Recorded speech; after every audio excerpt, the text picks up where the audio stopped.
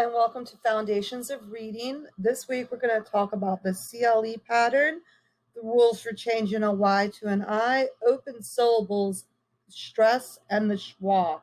So we'll have a lot to cover. This video is just going to run through these things very quickly, and we'll talk about them further in class.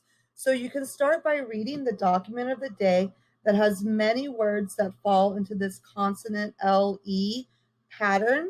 You might find a word like tumble, and we're going to look at those because this is one of the 6 most popular patterns in English, and we need to be able to identify it when we are decoding words. So we'll talk about that. Of course, there's a lot of examples and practice for you to complete here in the slides.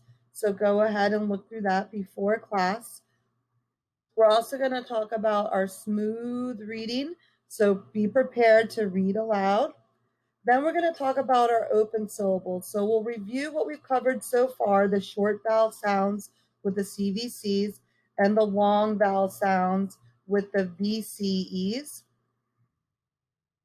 And we'll look at this consonant LE. And then when we get to the open syllables, we'll look at how we identify them. They can be tricky because when you're dividing up the words, you're not exactly sure where the consonant should go, and that can affect how you pronounce different words. So we'll look at those patterns. We might have a short vowel sound in the first syllable, or we might have a long vowel sound in the first syllable, and there's a variety of words that fit different patterns, so we'll talk about those. We already know some of these basic short open syllable words like no, go, me, try, fly, that have a long vowel sound because the vowel is at the end of the syllable. So we will talk about that, and we'll talk about the variety of combinations that we can get in these open syllables or words that have open syllables. We'll start and how this rule can also be really helpful when we're looking at words that have suffixes added.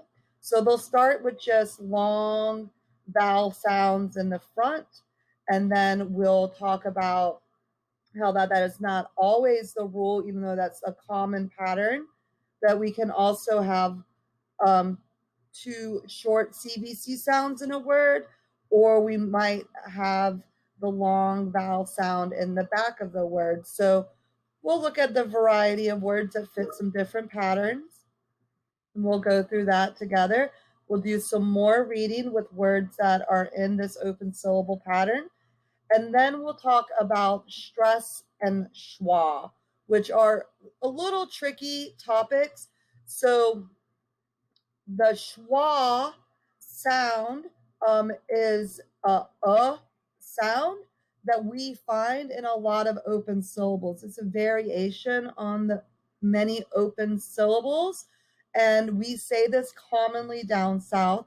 We also have this category of words that change depending upon where you put the stress in the word. So we might have object and object. So we have a different pronunciation depending upon where we stress the vowel sound in the word. We'll talk about that. We'll talk about our sound. And in here, these are the answers according to the book. I will acknowledge that because of my accent and upbringing, I don't say everything exactly the way that they say we should say them. And so this stress thing, it's important, it's helpful, but it can be changed by a person's accent. So it's not too strict of a rule. It's just to help us out. And so we'll look at that with some words that have these schwa sounds and these different open syllables. And then we'll do a review where I have not put the answers in because these will be in your check this week. And so I thought it'd make it a little bit more difficult if the answers weren't there. We'll have a smooth reading, and then we'll go on to talk about the letter Y. All right. So when we look at the sounds of Y, we'll start with the fact that the Y can make 3 sounds: a short I, a long I, or a long E. And we'll look at a variety of words that fit those different patterns. We'll also look at the EY words and the fact that EY can make a long A or a long E sound, and we'll kind of categorize those words. We'll look at our smooth reading and play around with these Ys.